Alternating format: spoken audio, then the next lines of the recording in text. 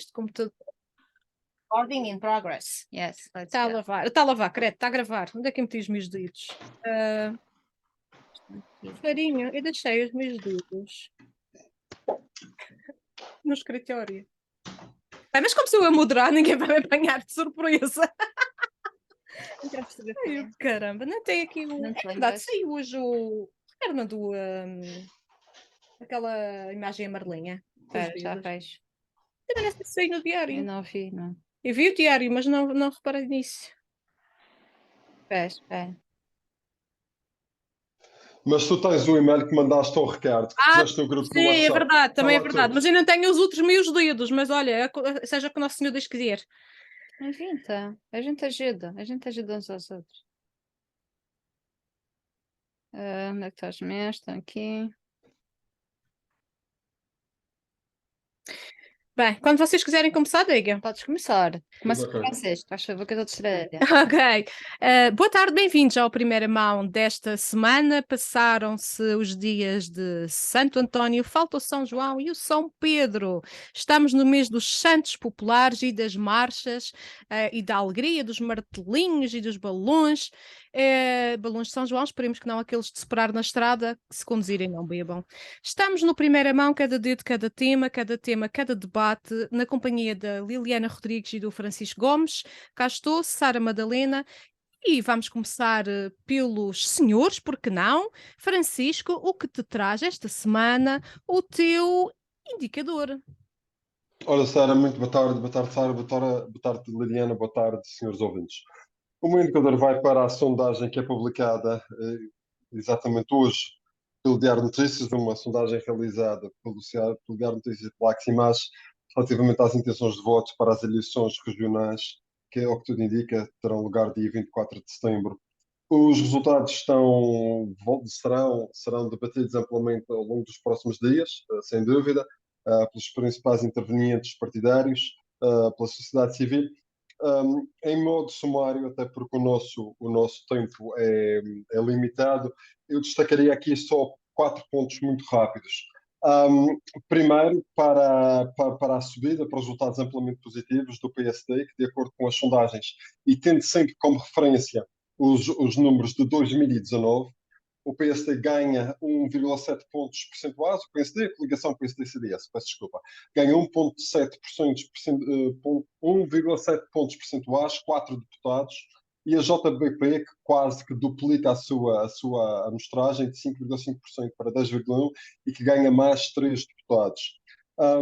Obviamente, o que é que isto quer dizer? Quer dizer que muitos madeirenses, ou menos os inquiridos, acreditam que estamos no rumo certo, que a Madeira está bem, está melhor, mas também significa que reconhecem um papel de oposição sério e competente à JPP. Esse é o primeiro ponto. O segundo, Bloco de Esquerda e PCP parece que estão aqui numa espécie de redoma, que um ganha, o outro perde. O 0,6% que o PCP perde de 2017 para agora vão direitinhos para o Bloco de Esquerda, e o deputado que o PCP perde de 2019 para agora vai direitinho para o Bloco de Esquerda. Isto parece-me o quê? Parece-me que aquele lado do espectro político parlamentar não está assim a penetrar muito no eleitorado, está assim a se alimentar um do outro. O que obviamente, para aquele lado é mau. Ambos gostariam de estar a crescer. O Bloco de Esquerda parece que volta à Assembleia, através de Roberto Almada, que não é surpresa nenhuma, mas a saída do Ricardo Lume, que é uma pessoa que eu tenho, pelo menos como competente, acaba por ser uma surpresa. O terceiro ponto, obviamente, é a hecatombe do PS, que vale o que vale. De 2019 para cá, perde 21,2% dos votos e 11 deputados. Mas aqui, exatamente um dos aspectos mais intrigantes da sondagem, Sara, que perde 11 deputados. Por razões ideológicas, percebe-se que, pronto, 3 iriam para a JPP.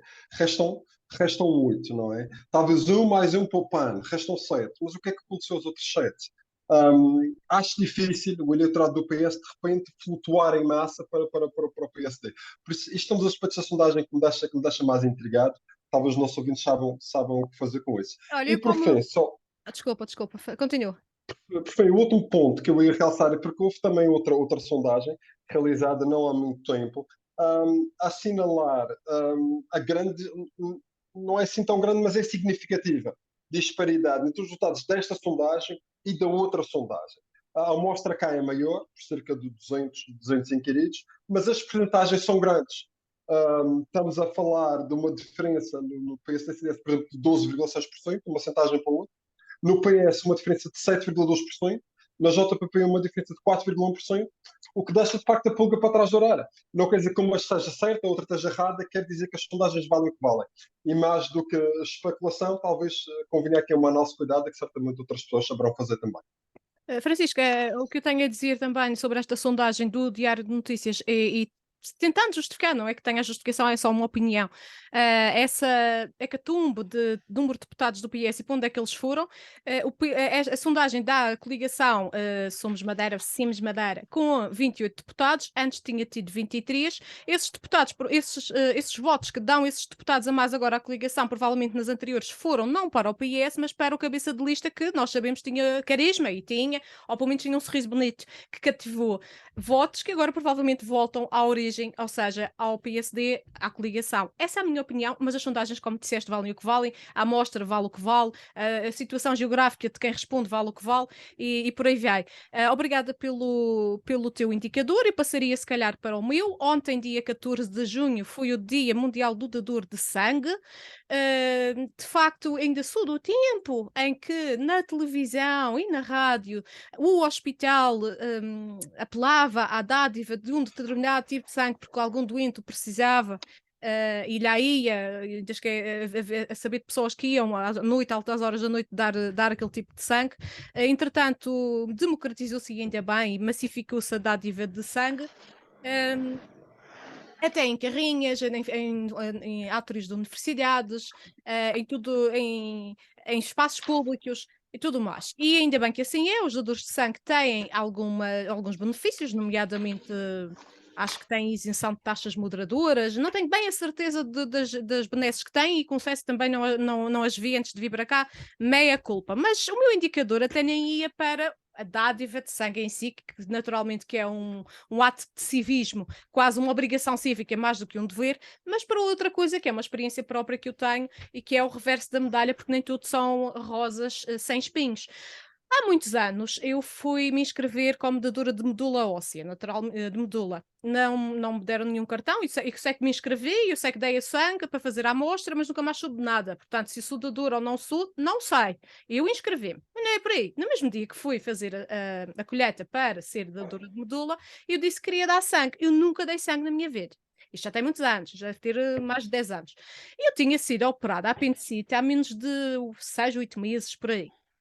E quando eu disse à senhora enfermeira ou à senhora técnica que estava a colher o sangue, ela disse que, com menos de não sei quanto tempo, que eu não podia dar sangue, tudo bem, não sei quantos. Tudo bem, naturalmente, que se ainda tinha anestesia no meu sistema, não poderia dar sangue. Mas a expressão que a senhora usou é que me deixou intrigada e que fez com que eu nunca mais voltasse, nem sequer pensasse em dar sangue. É que a senhora vira-se para mim e diz assim: a gente também não quer o que não presta. E eu fiquei assim um bocadinho ofendida, não é? Não prestava naquele momento, não é bem que não prestava, porque a anestesia também me salvou, não é? Para a minha operação. O que não prestava foi o facto de ter feito uma operação, precisar de uma anestesia que ainda estava no meu sistema e que eu só poderia dar sangue depois de sair do meu sistema. Mas a senhora disse que não queria o que não prestava e eu nunca mais pensei em dar sangue. E é assim que, tal como eu, que até não sou das menos informadas, outros também se afastam. E depois precisa-se de sangue e não se o tem. Era o meu indicador desta semana. Cuidado com a forma como tratam também os dadores de sangue, que estão ali para fazer o seu dever cívico e não para serem ironizados e dizer que o seu sangue não presta. Eu bem sei que eu sou da Ponta de Sol e com 80% de sangue canheiro, mas o meu sangue pode também salvar alguém. Era o meu indicador desta semana. Liliana. O meu indicador vai para uma situação que não tem nada a ver, mas eu queria tocar na questão das eleições, das sondagens.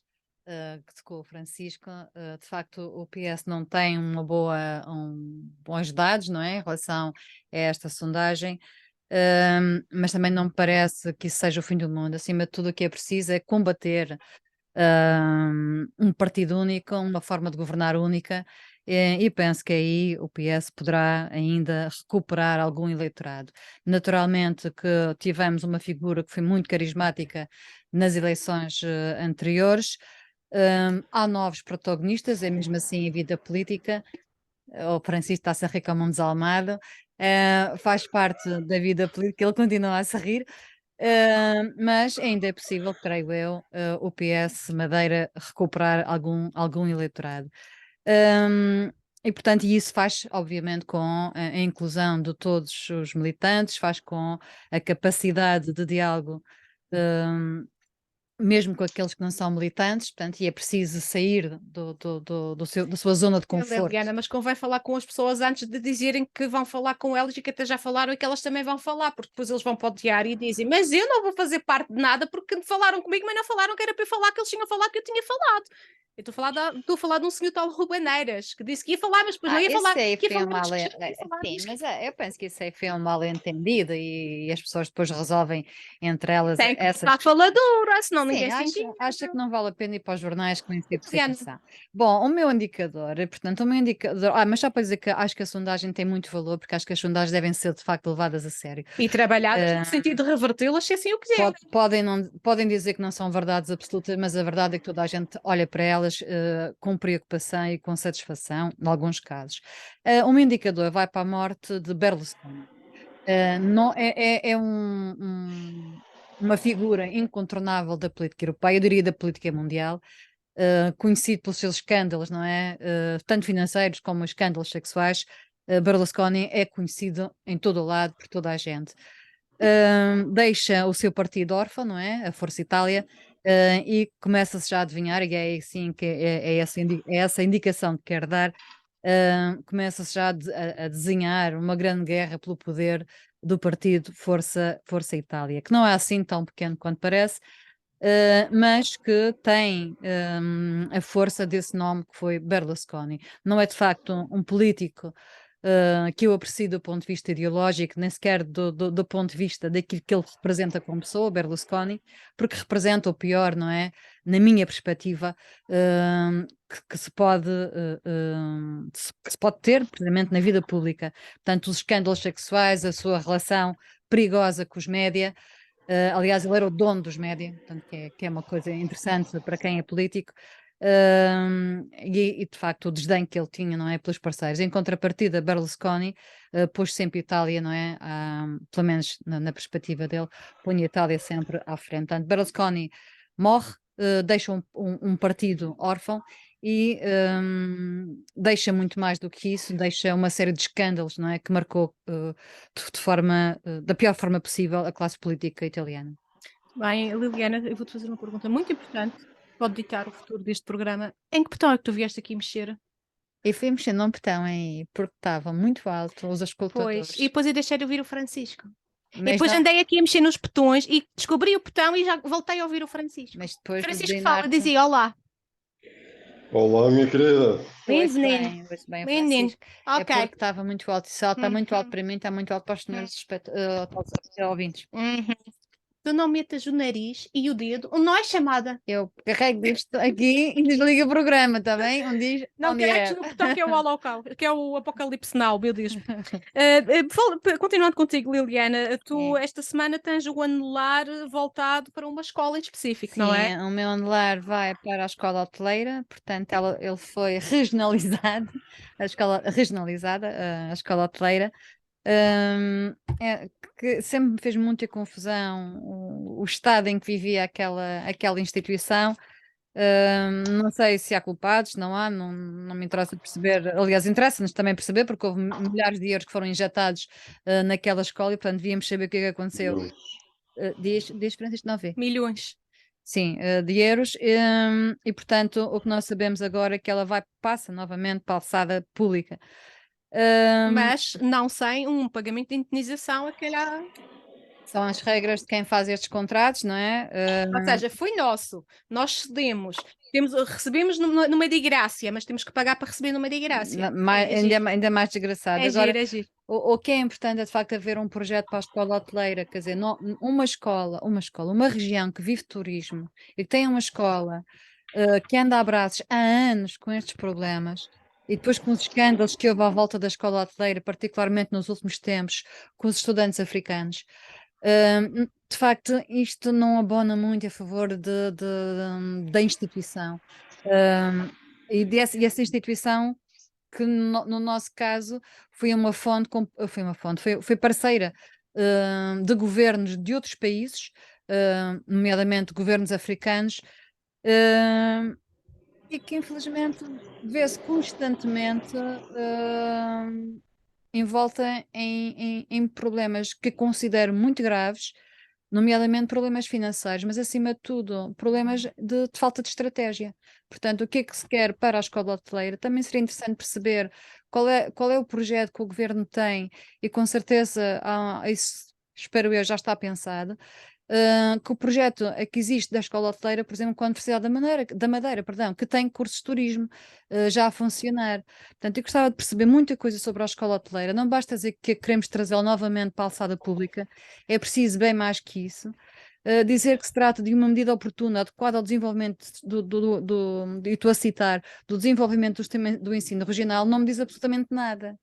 Portanto, eu precisava ter dados muito mais concretos. Primeiro, porque é que só agora é que se decide voltar a pegar, não é, na escola hoteleira? O que é que aconteceu agora que não tinha acontecido no passado e por diversas vezes, não é? E o que é que se pretende especificamente com a escola hoteleira? Qual é a estratégia que se tem para aquela escola? Que não entendo de facto, porque com os milhões de euros que existem disponíveis para investir na escola profissional, neste caso uma escola de hotelaria profissional, eu não entendo como é que é possível aquela escola estar naquele estado. Lamento profundamente, mas há aqui uma coisa positiva. Ainda bem que voltou para a esfera pública. Sim. Obrigada, Liliana. O meu anelar desta semana vai para a situação da pretensão de relocalização dos habitantes de um sítio em Câmara de Lobos chamado a Fajã das Galinhas, que sempre que há um pouco de mau tempo sofrem com derrocadas, ficam isolados e em risco de vida porque vivem numa escarpa, e essa escarpa fica por baixo de outra escarpa, ou seja, fica no caminho de uma escarpa, havendo ali uma erosão da encosta. E onde é que é? Desculpa. na Fajã das Galinhas, em Câmara de Lobos. É um sítio bastante recôndito, com uma estrada de acesso, mas que fica numa escarpa, a meio de uma escarpa, portanto, escarpa por cima, escarpa por baixo, e meia dúzia de casas, acho que são cerca de 37 famílias que lá vivem e que, de acordo com o presidente da Câmara de Lobos, serão, ou pelo menos pretendem que sejam relocalizadas para um sítio com maior segurança. O facto é que, pelo menos a maioria das pessoas que lá vivem estão de acordo com essa relocalização e não me admira, porque vivem em constante sobressalto, seja devido ao mau tempo no inverno, seja devido aos incêndios no verão, porque ambas as situações podem desembocar em derrocadas que podem pôr em risco e põem de facto em risco as suas vidas e os seus bens, mas também nos leva a outra questão que aconteceu, por exemplo, na Camacha, que é a deslocalização das pessoas das suas terras e das terras com que elas se identificam, e as terras onde elas nasceram e com que os ritos tradicionais se identificam. No bairro da Nogueira, nós sabemos que houve muitos relocalizados exatamente de Câmara de Lobos, nomeadamente do Ilhéu, que foram para a Nogueira viver. E se nós pensarmos agora na Camacha, nomeadamente na zona do bairro da Nogueira, nós não sabemos aquilo que é, porque ali há um poço, há uma poção de culturas, de tradições, e eles vivem na Nogueira, mas não se sentem camacheiros ou camachenses. Camacheiros. Não se sentem camacheiros porque não são da Camacha. Eles vão sempre se sentir de Câmara de Lobos, de Machico, da Ponta de Sol, seja lá de que sítio onde é que eles vêm. Portanto, sempre que se faz uma relocalização, e isso aconteceu também antigamente com uma colónia, chamemos-la assim, de porto-santenses que foram viver para o Santo da Serra, devido à escassez de alimento e de água no Porto Santo, e que não se adaptaram. Ora, leva-se um profeta das estepes porto-santenses douradas para o nevoeiro e a constante lobrinha e o orvalho do Santo da Serra. Não podia dar certo. Está sempre... Não podia dar. Sim, mas na ótica do Porto Santense, na ótica de nós que cá vivemos, não, porque nós vivemos num. Não, e as pessoas não podem ser tratadas dessa maneira. E ser tratados não são objetos para mim, não é? exatamente, não são objetos experimentais. E o que aconteceu? Essa. Não levem a mal quando eu digo colónia, já houve quem me quisesse dilapidar por ter chamado de colónia, mas não é isso que quer dizer. Uma colónia é um grupo. São segmentos, Um segmento de população sim, que vai para um determinado sítio devido a problemas no sítio onde residem. Cuidado com essas relocalizações. Muito cuidado. Agora já temos mais formação sociológica, antropológica e psicológica. Por favor, acompanhem essas pessoas que são relocalizadas. Francisco, terminamos o anular contigo. Sim, vou pegar no assunto que foi levantado pela Liliana. A parte em que há aqui ainda bem que é trazido para a esfera pública. Não acompanho a Liliana aí, porque eu acho que o público é bom quando o público é bem gerido. Mas o que é que estás O a falar? privado também, Ok, está bem, está bem, está bem. o privado também pode ser bom quando é bem gerido. Está bem, mas não Está tem no de público, sítio. não A minha está questão não no é público. essa. Olha, nós podemos também discutir as empresas que existem por esse país fora, que publicamente foram mal geridas, mas não vamos falar da TAP hoje, pois São não está muitas, no, não, são não muitas. está, não está. Mas eu vou concordar com tudo o resto que foi dito. Eu acho que há uma notória falta de estratégia aqui. Sendo o turismo a nossa indústria principal, a nossa fonte principal de rendimento, ora bem, a estratégia para o turismo tem de ser mais do que irmos de feira em feira, do que virmos convocar conferências de imprensa para anunciar o número de dormidas, para anunciar os milhões que entram por via do turismo, mas que depois só utilizamos o turismo para alimentar o capitalismo selvagem e as bolhas imobiliárias, porque nem os rendimentos gerados pelo turismo chegam aos bolsos de quem trabalha no turismo. Quer dizer, isto é mais um prego no caixão que é exatamente o que a Liliana disse, há falta de estratégia com que tem vindo a ser abordado o turismo nos últimos anos. Quer dizer, nós gostamos muito de celebrar, gostamos muito do show-off, Eu gostamos não muito das disse isso, festas. Francisco. Eu disse a escola hoteleira que não tem tido uma boa Não, este estratégia. sou eu. Não, Liliana, Ah, está bem. isto sou eu. E eu Certo, sou estás muito a dizer digo, qualquer obviamente. E acho que os ouvintes conseguem distinguir a minha coisa. voz da tua. Ah, há uma notória falta de estratégia no turismo, da qual a desnorte que existe dentro da escola hoteleira é apenas mais um exemplo. Agora, não cabe na cabeça de ninguém que o turismo continuará a ser, ou está bem a ser bem gerido do ponto de vista de setor estratégico que é, quando na base de tudo que há formação de quadros para alimentar a indústria turística, é o desnorte que se vê. E depois aquilo que já foi referido, a falta de ligação com outro grande centro de ensino nesta terra, que é a Universidade da Madeira, e no qual existem, estão selecionados cursos de turismo. Eu próprio relacionei recentemente lá, integrei os quadros que deram formação no curso técnico de turismo. E o que se vê é exatamente os escândalos, os problemas, os embaraços juntos dos parceiros internacionais, que a escola hoteleira, que é suposto ser o ex-libris da formação no setor da hotelaria na Madeira, nos tem trazido. Quer dizer, a Madeira não sabe bem desta fotografia. A Madeira não sabe bem desta fotografia e outra vez anunciar que as coisas voltam para a esfera privada. Desculpem, voltam para a esfera pública. Quando não há um norte, quando não há uma razão, não há uma justificação, não há um plano. Vamos falar do Marítimo daqui para cima, mas recorda-me um pouco o que está a passar no Marítimo. Para onde vamos fazer estes dias, mas não há ramo, não há estratégia, mas lá vamos chegar daqui para cima, em mais um deles. Mas o que está a passar na escola hoteleira é grave. E é bom que as pessoas que têm culpas no cartório, nomeadamente o secretário de Educação, mas também o secretário de Turismo, viessem a público dar a cara e dizer, afinal, o que é que vamos esperar da escola de hotelaria? E é isto. Bem, obrigada, Francisco. Foi o teu anular desta semana. E já que falaste do Marítimo, eu vou começar com coisas boas do Marítimo, porque também as há. E assim iria para o meu lugar. As coisas boas que o Marítimo tem e que mais ninguém tem é a nossa claque, a massa associativa e, mesmo os que não são associados, a claque. Nós temos que dar a mão palmatória, independentemente do clube de que formos. Eu, por acaso, sou simpatizante do Marítimo, não sou sócia, também não Viva o sou, Marítimo! não sou assim, então, não sou sócia de clube desportivo nenhum, nem sequer o Ponta Solense, mas os meus homens são e sofreram bastante com a descida. Mas o que eu queria mesmo enfatizar aqui neste momento é a claque maritimista. A claque maritimista tem-se por ser uma claque pacífica, nunca ouvimos dizer que entrassem em confrontos com outros clubes, como acontece, por exemplo, com o Braga e com o Guimarães, e com o Porto e com o Benfica, que de vez em quando andam lá a batatada. Não acostuma acontecer com o Marítimo nem com o Nacional, e esperemos que assim continue. Em todos os jogos e sobretudo naqueles que o Marítimo mais precisava de apoio, o Caldeirão encheu-se de ânimo até ao fim.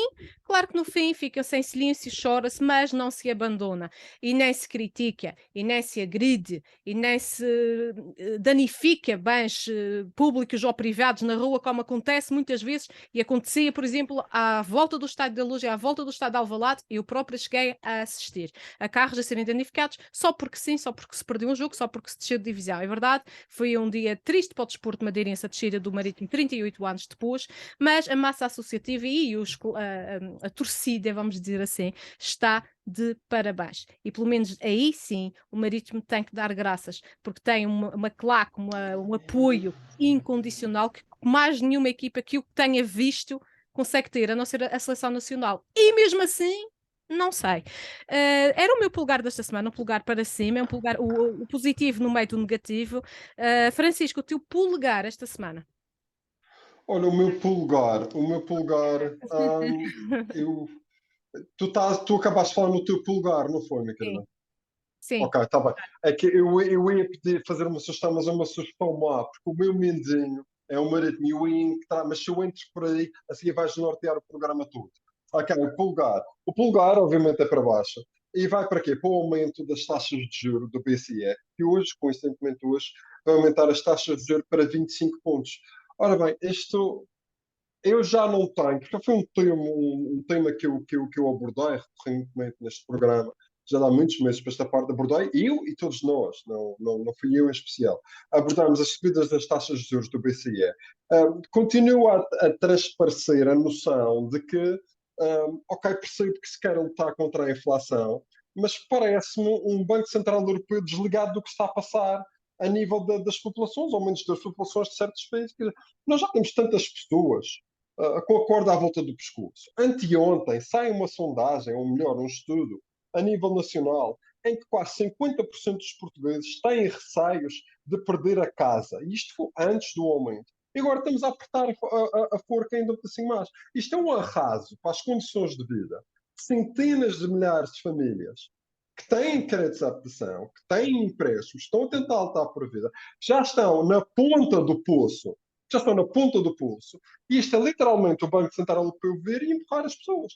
Eles fazem dar um certo político europeu há uns anos atrás a dizer: ah pá, os portugueses não aguentam mais. Ah, não, aguentam. Não era político, era um administrador de uma cara. Não, eles aguentam. Quando os portugueses já estão todos esticados, ah, não, eles aguentam. Aqui, o Banco Central Europeu tem de ter um pedacinho mais de consideração para aquilo que são as condições de vida atuais, não sei generais de toda a Europa, mas certamente o que está a passar em Portugal. E por sua vez, os representantes portugueses nestes órgãos, ou o governo português, tem de fazer sentido, junto destas pessoas que tomam esta decisão, que isto já não dá. O caminho já não é por aí. Quer dizer, estas coisas beneficiam apenas um tipo de pessoas que é a própria banca. Já está a lucrar milhões nos últimos anos com taxas de juros, com comissões, com todo o tipo de coisas que nos cobra. E agora mais isto. Quer dizer, eu não sei o que é que se espera das pessoas. Eu não sei. Mas claramente este não é o caminho. E eu gostaria que a Europa, que é fundada em valores tão fundamentais, tão importantes, em princípios tão bonitos, nos quais nós todos nos identificamos, eu espero que a Europa não se lembre do valor que está subjacente a todos estes, que é o humanismo. Porque parece-me que estamos a ir por outros caminhos que não são estes. Bem, foi o É teu só. polegar e foi muito bem, Francisco. Vamos terminar o polegar desta semana com a Liliana. Sim, o meu polegar, eu também no seguimento do que o Francisco estava a dizer, vai, mas não numa perspectiva negativa, mas numa perspectiva positiva. Vai para a comunicação da Comissão Europeia que saiu agora em junho de 2023, e onde foi feita a avaliação, portanto chama-se Comunicação para as Regiões Ultraperiféricas, e onde foi feita a avaliação do impacto da Covid-19 nas regiões ultraperiféricas europeias.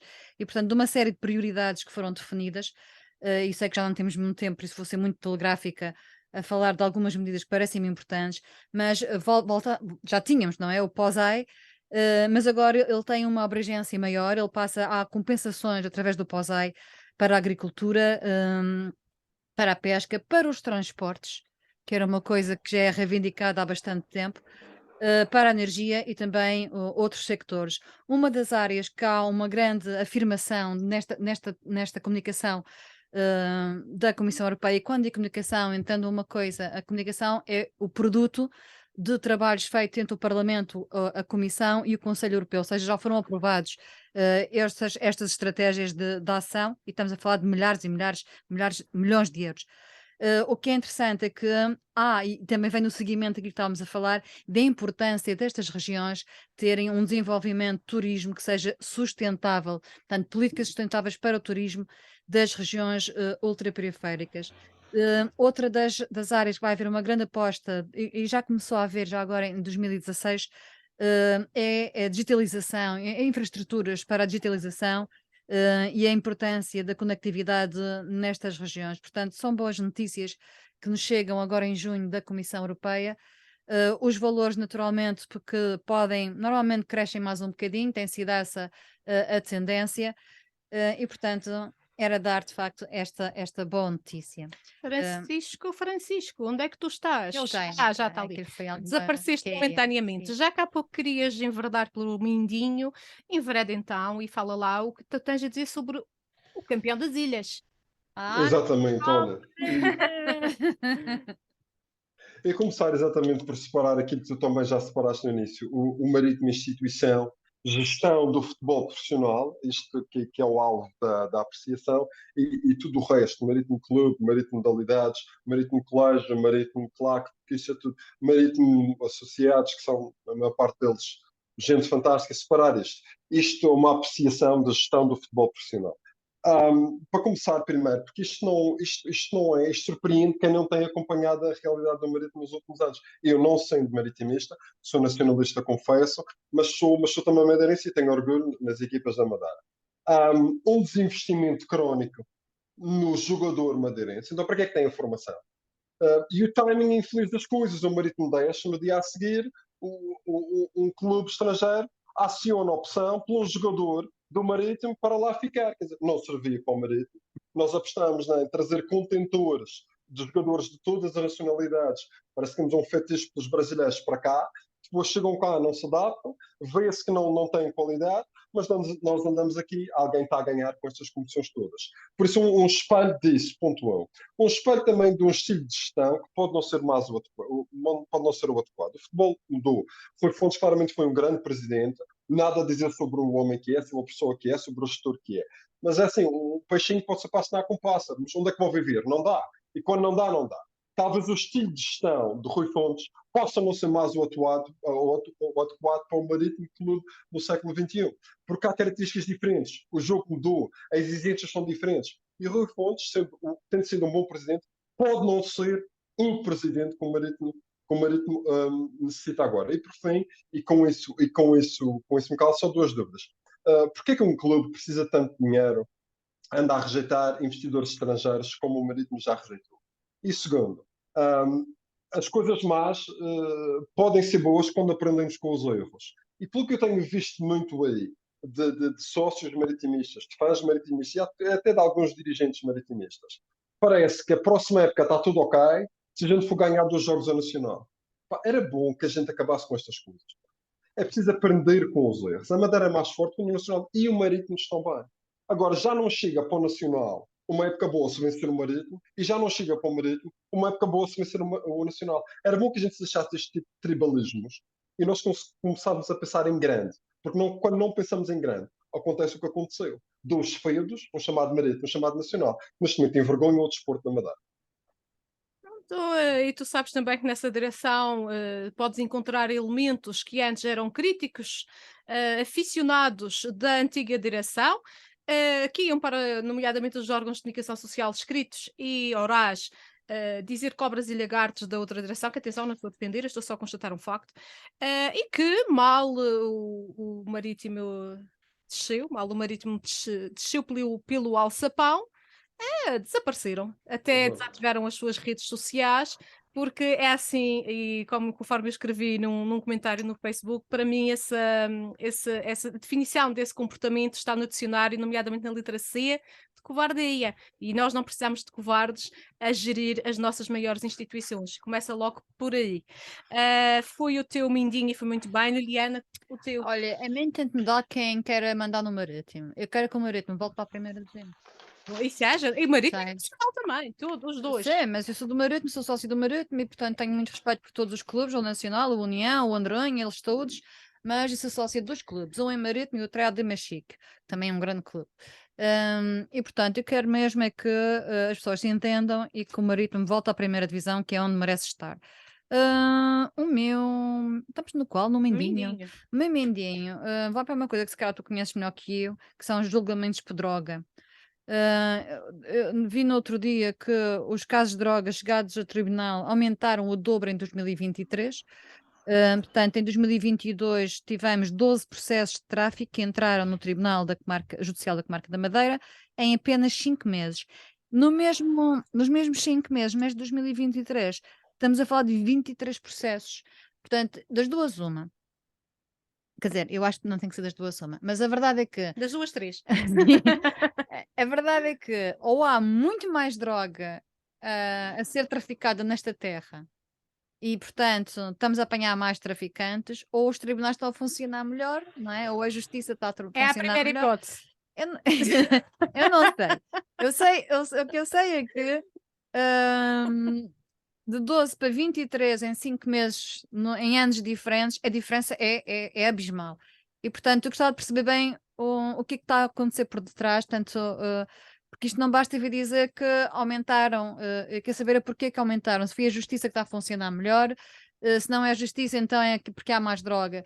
Se há mais droga, como é que vamos combater isto? Se calhar há mais droga e se calhar também há maior eficiência das equipas de investigação, nomeadamente a Sim, JPSP, também e pode ser não as duas coisas. necessariamente a justiça terminal.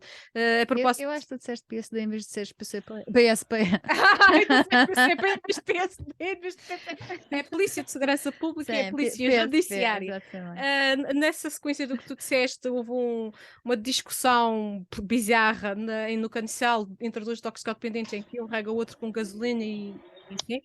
É só um exemplo de como a toxicodependência está em grande, infelizmente, mas o trabalho das entidades policiais é de louvar, realmente. É só pena que demore tanto tempo depois em tribunal e nós os dois é que sabemos, não é? O tribunal e os advogados e como é que as coisas funcionam e as greves e as baixas dos juízes enfim.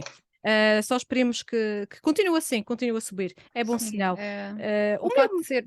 Desculpa. não, estás à vontade. O meu mindinho vai haver uma questão que também já foi subejamente conversada aqui, que não é tanto para os madeirenses, mas pronto, se partilharem aqui o nosso programa no Madeira Expat Community e puserem o tradutor, se calhar alguém possa ouvir. Nós tivemos os vários trilhos encerrados nas nossas serras devido à depressão Oscar. Também no mar, mas no mar já falámos. Na Serra tivemos pelo menos 2 pessoas que tiveram de ser socorridas em trilhos encerrados. Uma porque torceu um pé, mas não conseguia andar, e outra que, pasme-se, levou com um cascalhete na moana. Ou seja, levou com um pirulito no capacete, que é como quem diz, levou com uma pedra na cabeça. E a senhora poderia ter falecido. E se tivesse falecido, sabem que mais? Mesmo que tenha seguro, o seguro não pegava. Porquê? Porque o percurso estava encerrado e ela estava à sua inteira responsabilidade. E é preciso que se saiba também, os madeirenses, também os portugueses, todos os nossos ouvintes e aqueles que a quem possam dizer, que há muitas situações, e vocês bem sabem, as seguradoras como é que são, para receber o prémio é já, para pagar é daqui a 10 anos. E há muitas situações, às vezes, que nós não temos em atenção, que podem muito bem fazer ineficaz um seguro. Nomeadamente, se formos atropelados, tivermos um seguro de vida, se formos atropelados fora de uma passadeira a menos de 50 metros, o seguro não pega. Por exemplo, se formos para uma estrada cuja a responsabilização não existe, o seguro não pega.